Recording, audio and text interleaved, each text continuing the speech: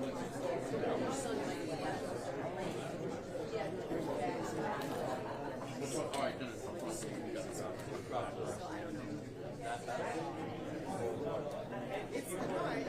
scary, but if they were dead or something, it would be like a story. Yeah. I think people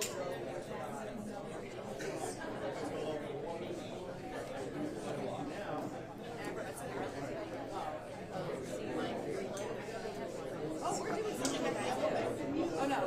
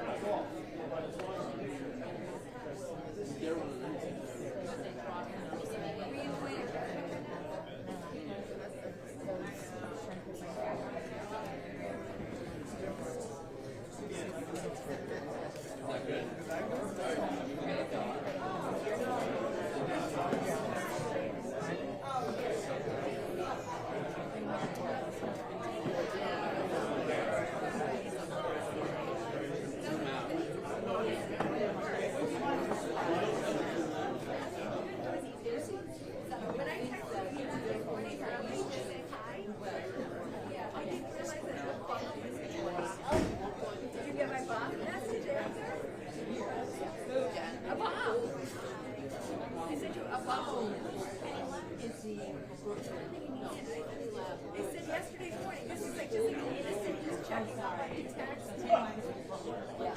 Oh, I thought you were saying old, but I don't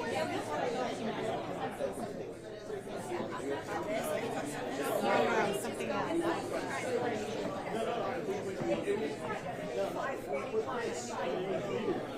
Is that okay?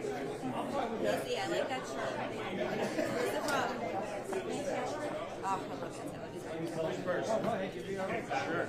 It's funny because I have a similar one for my hairstyle. Oh, wait, this is so much. I wear a lot of white hair. What is that? When you're there, when you go in there, you're guaranteed to spend a lot of money. Oh no. I used to go there. No. My daughter fits their stuff well. My son this year has single classes. But I read on like Oh my God. you know, and then she wears a patch because she's just she's like pencil skirt. I love their blazers. I have like from even 15 years ago. Their blazers are like timeless. I actually agree. But that store is so dangerous. So like, I see a lot of them. Okay, that's when you weigh this up, but you just throw it in there. No. wait, what's a Ritzia? Yes, you just throw it in the little thing, and it stands it. You don't have to take it out. Oh, like Zara does that. Zara does that. I think that's has But like during the winter time, there was big coffee coats and But I have to say, like, I went election day. I wanted to get a nice outfit for like, you know, because we wore like and I spent $600. No, White House Black Market.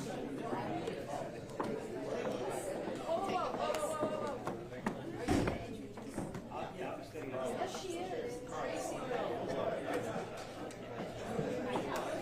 get behind me. Sorry. Is that please?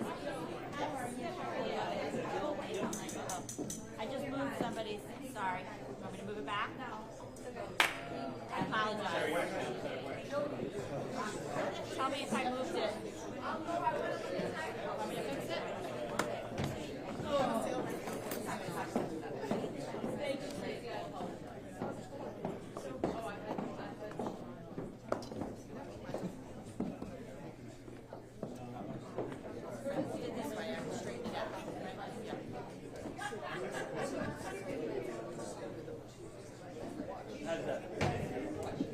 Sorry. Apologize.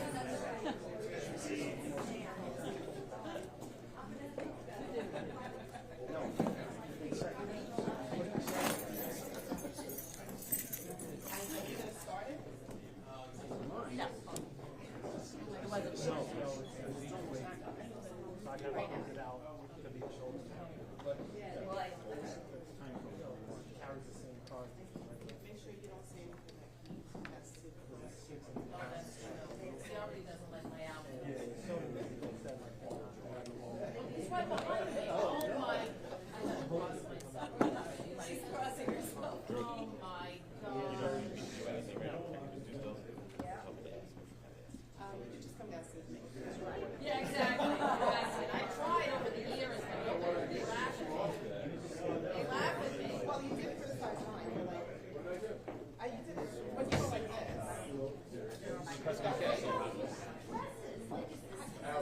morning. We're going to be starting in a few minutes. Just want to know, is anybody going live?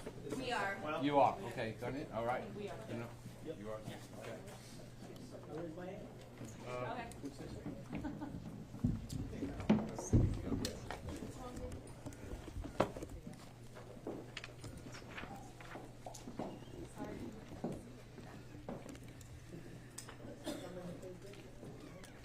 Get all excited. I'm not saying anything yet. But you're all coming in.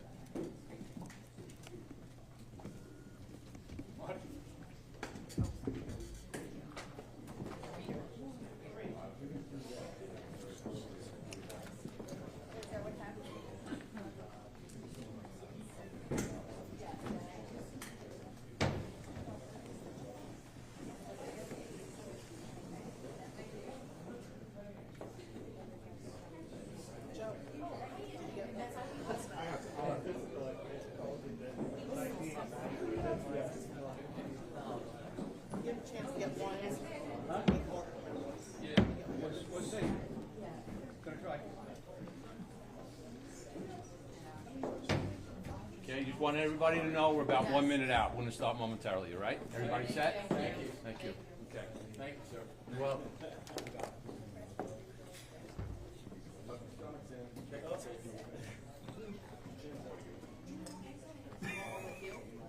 Which place? You sit down? I'll do it for you. Something you want me to do, right?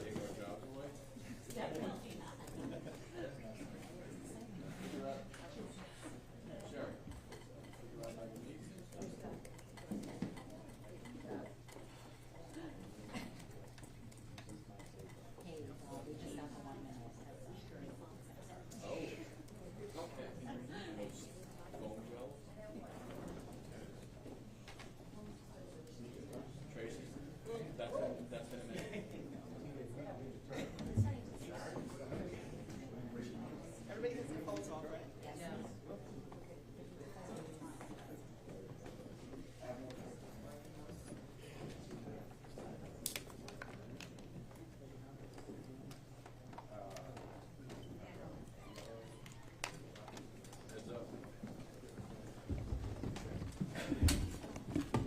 Nobody had nothing to do today? Is anybody not ready?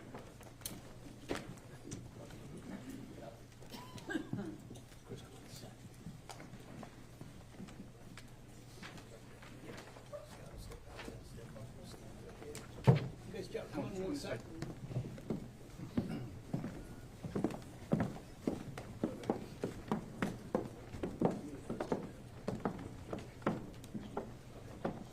No, leave it here.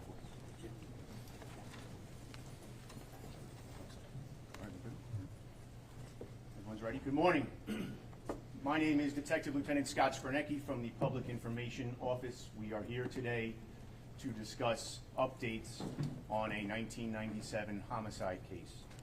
We have some of our friends in law enforcement here today to speak with you. You'll hear from the Police Commissioner, Patrick Ryder, the Nassau County District Attorney, Ann Donnelly. From the FBI, we have the Assistant Director in charge of the New York Field Office, Chris Rea, as well as the Special Agent in charge of the New York Criminal Division, Leslie Bakshies. To provide some details about the investigation, you'll hear from the Commanding Officer of the Homicide Squad, Detective Captain Stephen Fitzpatrick. Commissioner? So good morning, everybody.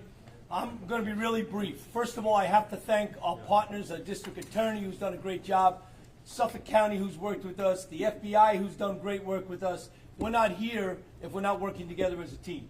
That's the most important part. We just left the county exec's office. He got a full briefing on everything, so everybody is up to date on where we are, and you will get the information that we have here.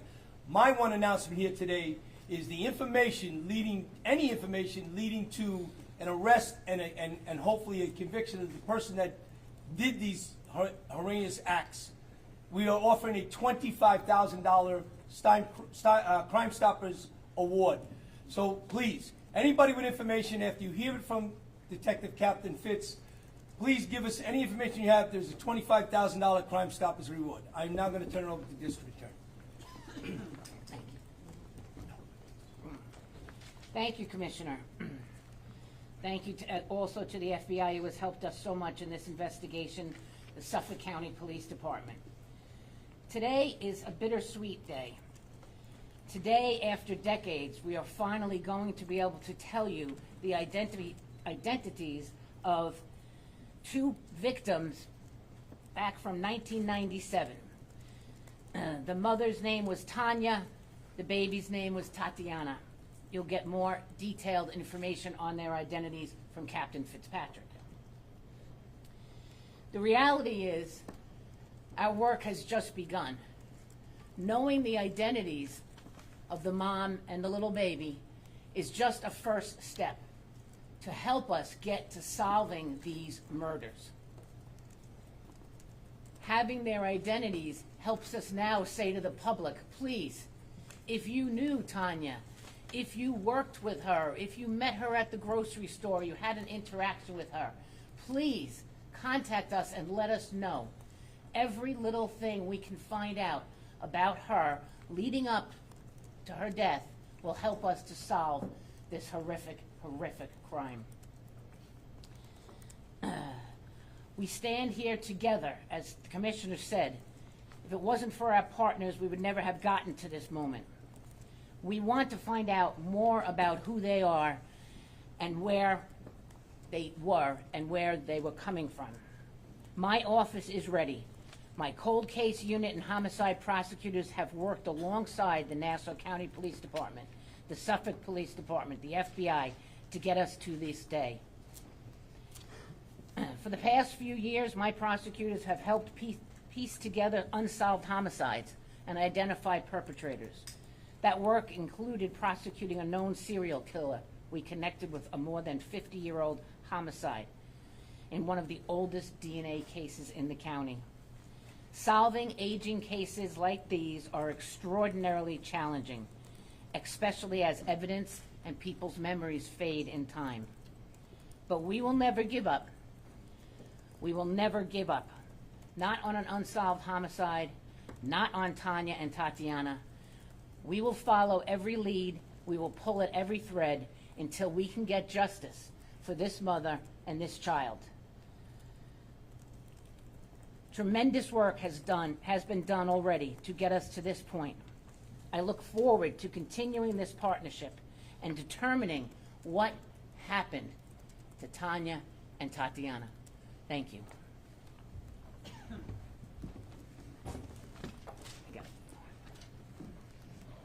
All right, good morning. I'm Christopher Rea, the Assistant Director in charge of the New York Field Office. I first want to start by thanking the DA as well as the Police Commissioner in allowing us to be part of this press conference today, as well as being able to share our role as an assisting agency in this matter. It's an honor here to be in the presence with the Commissioner and the DA and the other law enforcement entities that work this case as we announce our joint role in working to identify Tanya and Tatiana. I hope today's announcement brings a sense of peace to their family and loved ones. I must first thank the persistent efforts of Nassau County Police Department. Their tireless work to ensure Tanya and Tatiana were not forgotten, and it's the reason we are all here today. This announcement highlights law enforcement partnerships at their finest.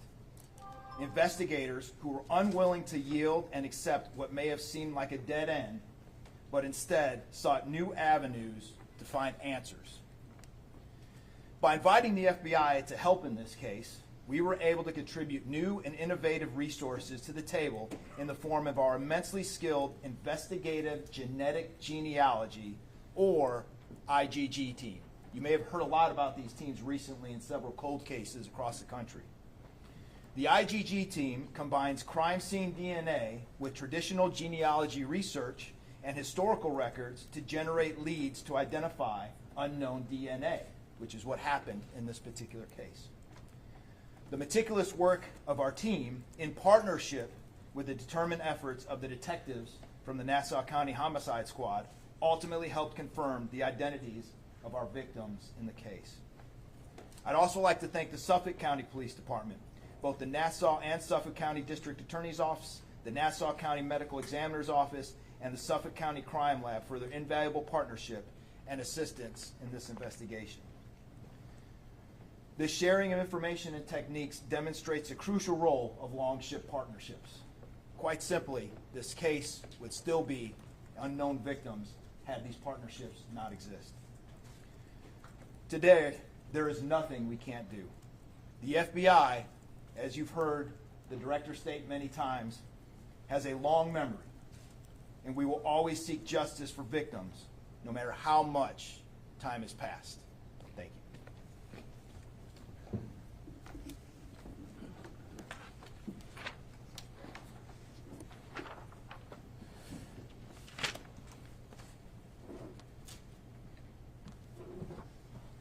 I'd like to thank everybody for being here today to help us in this pursuit for justice. As you see up on the screens right now is the infamous tattoo of the peaches. Today we'd like to provide an update on these identities of the two homicide victims who have historically been referred to by the nicknames Peaches and Baby Doe. The first victim was an African-American female. She was located over 27 years ago. On June 28, 1997, her torso was found in the Hempstead Lake State Park, which is located within Lakeview, New York. This victim had the tattoo you see up on the screen on her chest. It's a heart-shaped peach with a bite out of it with a drop coming from it. Based on this tattoo, the victim has commonly been referred to as Peaches. The second victim was Baby Doe. Baby Doe was the second victim discovered just over 14 years ago. On April 11th, 2011, she was found near Ocean Parkway in Babylon, New York, and has been included with the Go-Go Beach murders. This victim was a toddler. She was believed to be 2 years old at the time. She's been referred again as Baby Doe. In 2015, the victims were linked. Through DNA analysis, Peaches was identified as the mother for Baby Doe. Although we linked them together as mother and daughter, we still did not know their identities. In 2020, the FBI assisted us, and the DNA was turned over to their team. They began their investigative genetic genealogy studies, which would eventually lead to the identifications of these victims. Agents and detectives subsequently interviewed family members and obtained DNA samples to confirm the identities through our Nassau County Crime Lab. As a result of this technology, the interviews, the further DNA testing and analysis, we can now provide the names to both victims. Tanya is Tanya Denise Jackson. Tanya was born on October 22nd, 1970 in Alabama. When she was found in 1997, Tanya was 26 years old and a single mother. She was a U.S. Army veteran, as you see her in her fatigues. She was living in Brooklyn, New York. And at the time, she drove a 1991 Geostorm color black. This is her daughter, Tatiana Marie Dykes. Tatiana Marie Dykes was born March 17, 1995 in Texas. She was a 2-year-old female, and again, the body was discovered along Ocean Parkway in Babylon, Gilgo Beach area. Again, in 2015, she was linked to her mother through DNA analysis. This is both of them as they appeared back then.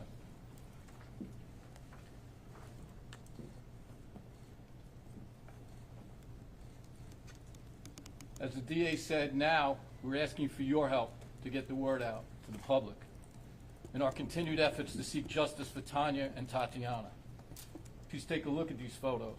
This is how they are in 1997. The next photos I'll show you is the jewelry that they were both wearing at the time their bodies were found. Also, the vehicle I mentioned that is similar to the one that Tanya owned. This is Tanya's jewelry. These are bracelets that she was wearing at the time.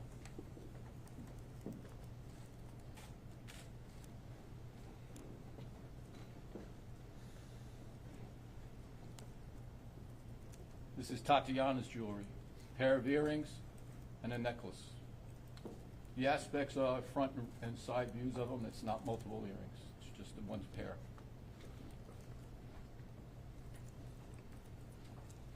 This is a Geostorm that's similar to the car that Tanya owned and drove in 1997.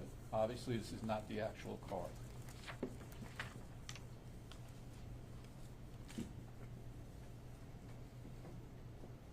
all the above photos you just saw. We're now asking again for the public's help. Please share any interactions you may have had with Tanya or Tatiana. Through our investigation, we've learned a lot about them, and as the DA says, we always want to learn more. More about Tanya Denise Jackson. There's some further information that might help people in the public to recall an encounter with her. Again, she was born October 22nd, 1970 in Alabama. She's also associated with Georgia, Texas, and Missouri. She's a U.S. Army veteran. In 1997, she was living at 230 54th Street in Brooklyn, New York. She was possibly employed at a doctor's office in a medical assistant capacity while living in Brooklyn. While she would go to work, it's reported to us that there might have been a female friend or neighbor who would watch the baby when she went to work. Tanya drove the 91 Geostorm.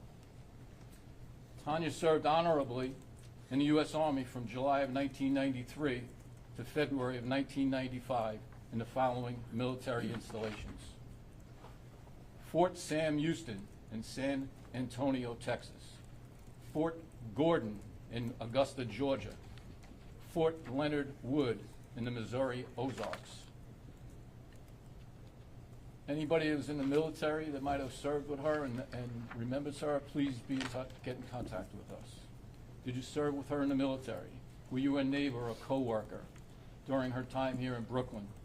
Maybe you saw them at a medical appointment where she worked or were her friend. We want to hear from you. Now, although Tanya and Tatiana have commonly been linked to the Gilgo Beach serial killings because the timing and locations of their recovered remains, we are not discounting the possibility that their cases are unrelated from that investigation. Speculation and theories by people and on the internet should not be brought into this. As this investigation moves forward, we will continue to work closely with all our law enforcement, local and federal agencies to move forward, including Suffolk County. We'd like to thank all the agencies for all their help, for being here today, for ensuring that we could get to this point. This has been a culmination of a lot of work, as the district attorney said, for many different people over the years, retired detectives that still show interest, that call and tell us about things. We never gave up on striving for justice for either Tanya or Tatiana, and we will not. But we know there's more work to be done, and we're determined to find the reasons and circumstances that led to their untimely deaths. If you have any information, please reach out to us directly or through the Crime Stoppers number you will see soon.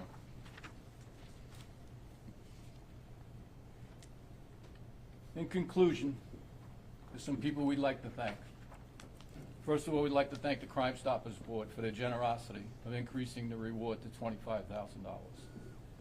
Next, a special thanks to the Nassau County crime victims and Douglas Matthey of Horton Matthey Funeral Home in Greenport, New York. Through their time and generosity, they helped us to make it possible to reunite Tanya and Tatiana and have them laid to rest back home in Alabama with their family in full military honors.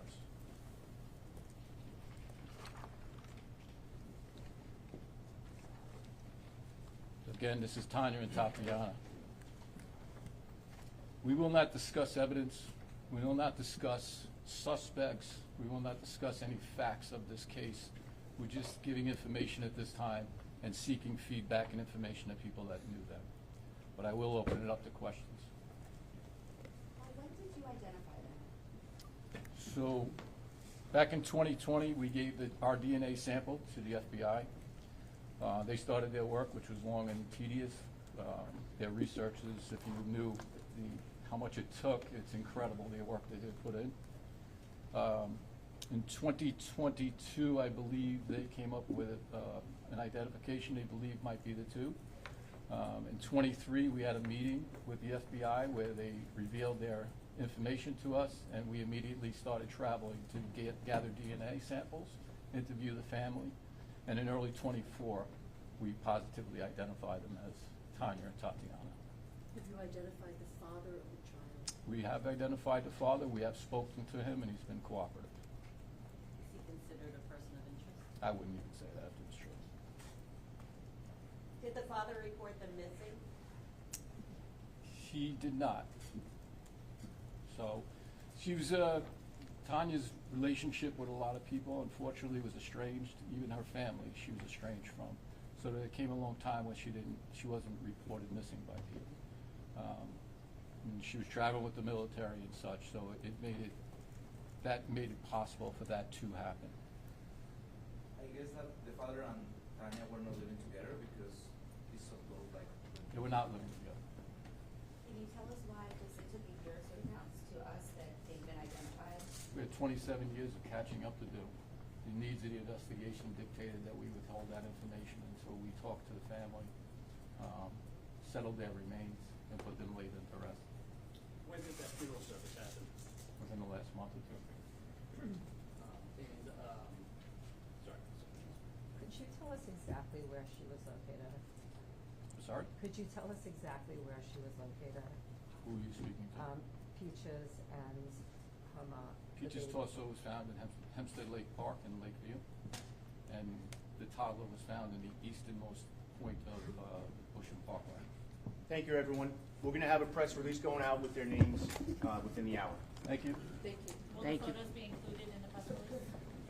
Scott, in the press release? Yes, yes. Just say how the family reacted to knowing the resolution. What happened? Hold on. 27 years, the peace came. I got my good book. Just the big ones. These are the Crime Stoppers boards, if you want to make a photo of them. And that has the photo